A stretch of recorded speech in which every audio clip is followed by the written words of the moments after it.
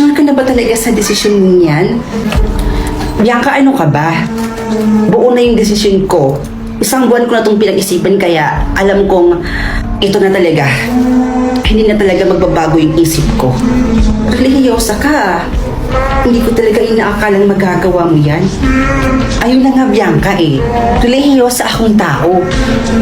Mali naman talaga na mabuntis ako nang wala namang asawa. Ganun ba yun? Para sa akin lang ha?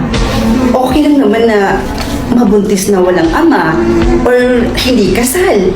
Kesa naman sa, Diyos ko naman, maawa ka naman dyan sa batang dinadala mo. Alam mo, hindi ako relihiyosang babae. At aminado akong malandi akong babae. Makati ako.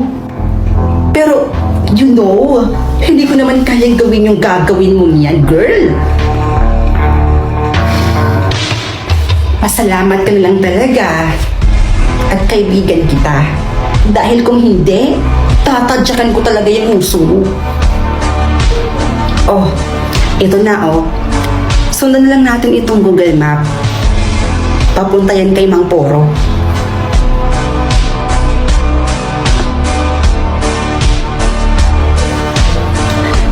Sino ba kasi yung ama niyan? Ba't naman ayaw kanyang panagutan? Ayan tuloy, magkakagawa ka na naman ng kasalanan. Kung ikaw ang nasa kalagayan ko, Bianca, gagawin mo rin to.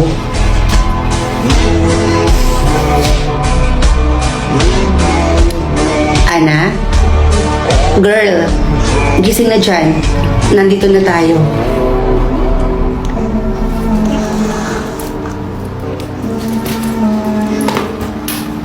Bahay na ba ito ni Mang Poro?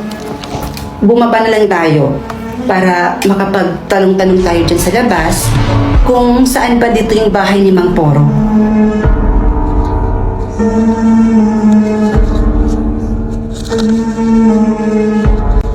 Sigurado ko na ba dyan, Ining? Dahil kapag yan ay nawala, hindi na natin maibabalik yan. Ana, alam mo may oras pa para mag-pack out. Magsabi ka lang. Shh! Ano ka ba naman? Nandito na tayo, Ito na yun. Hindi na talaga magbabago. Masaya ako kapag nagawa ko to. Kaya Mang Poro, sige na po. Handa na ako. Kung ganun, tara na at pumasok ka na sa loob dahil handa na ang aking mga kagamitan.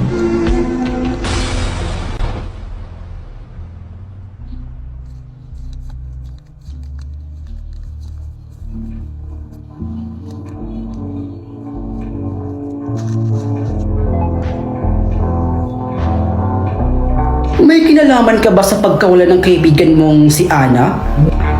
Siya pong may gusto nun.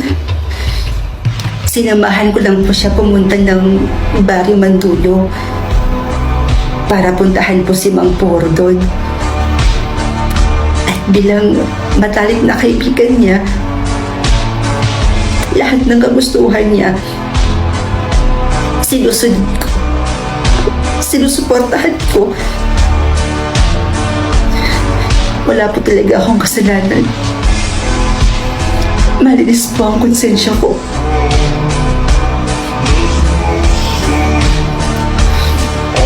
Magsabi ka ng totoo.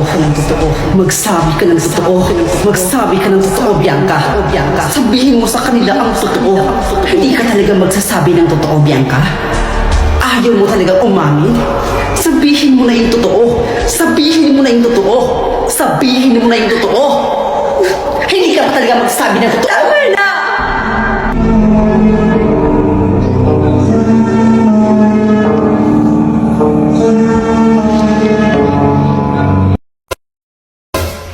Gabi-gabi ka na lang late umuwi. Nagsasawa na ako sa'yo.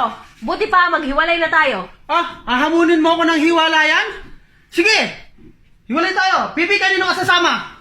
Kay Mama!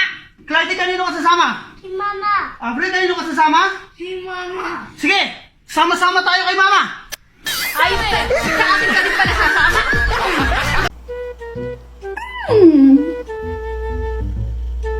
Besh?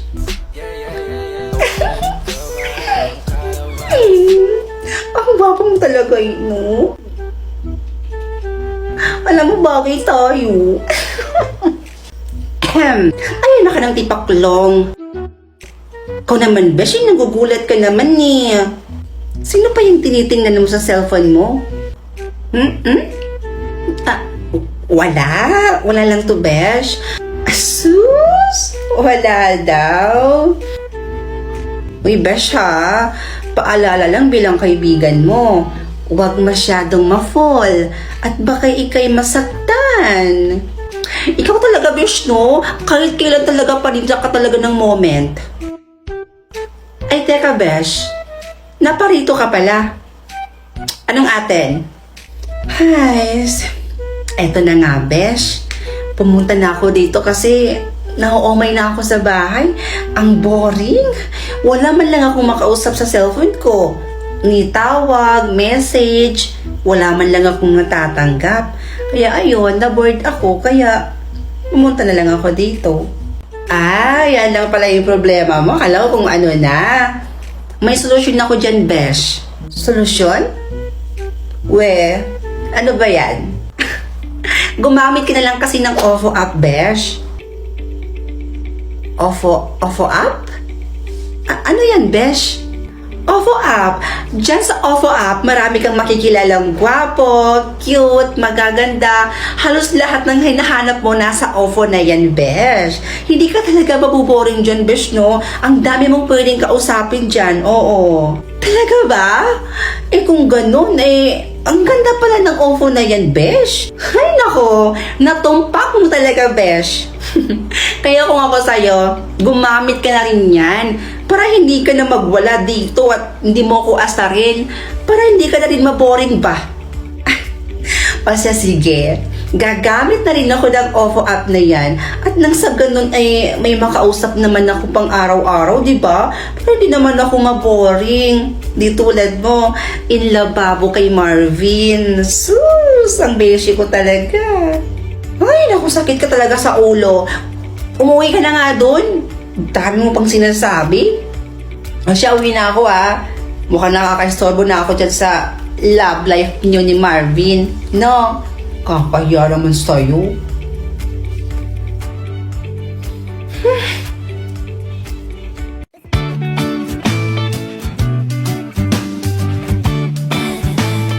Oy, Beshi! Ang blooming Masyado ka na yatang in love Di naman masyado. Konti lang. Hala! So in love ka nga? Sino yan? Kwento mo naman sa akin, Beshi, Pagdali ba? Shh! Pagsilong dira, uy. Don't worry, Beshi. Itatry ko siyang ipakilala sa'yo mamaya. Okay! Dapat lang, no? Gusto ka makita at makilala ng kaibigan ko. Free ka ba ngayon? Pwede bang pumunta ka muna dito sa classroom namin? Babe, hindi ba parang nakakahiya? Syempre, baka pagtawanan lang ako ng kaibigan mo. Hindi naman ako ganun kagwapuhan, di ba? Babe, don't worry. Hindi ganyan yung best friend ko. Tsaka, makulit at aligagalang tong babaeng to Pero hindi ito mapanghusga, no? Hello? Okay, sige babe. Try kong pumunta dyan ngayon, okay? O sige. Bye! Beshi, okay daw? OMG! Yes! Pero sandali. Ano sinabi mo kanina? Me? Aligaga? How dare you, Beshi? Lo? Bakit? Hindi ba totoo? Slight lang. Bumawi ka sa akin ngayon, Beshi. Libre mo muna ako. Nakalimutan ko kasing manghingi ng baon ka mama Diyan ka talaga magaling no? Tapos eto na naman ako, hindi makatanggi. Hais! Sabi na Di mo talaga ako mates, no? I love you, BFF, so much. Tara na nga. Mwah, mwah, mwah, mwah. Beshi, dito ka muna ha. Magsi-CR lang ako. Okay. Sige. Uy, Parpar! Dito ba yung From 12 Santos? Oh, kuya! Andito ka ba para ihatid yung baon ko? Ha? Hindi. Pupuntahan ko lang yung girlfriend ko dito. Nge! Ligaon! Paghilom dira? Di ba, Bunso, grade 12 Santos ka? Opo. Why? Beshi? Oh, nandito ka na pala. Beshi! Kuya ko nga pala. Ha? Kuya mo to? Yes, Beshi. Kuya ko siya. Gwapo, no? Pero sandali, sana ba yung boyfriend mo? Tagal niya, ha? Beshi. Siya yung sinasabi kong boyfriend ko. What? Hoy, ano ba? Matutulog na naman akong nakangiti. Fifth, fourth, or third, second's not the word.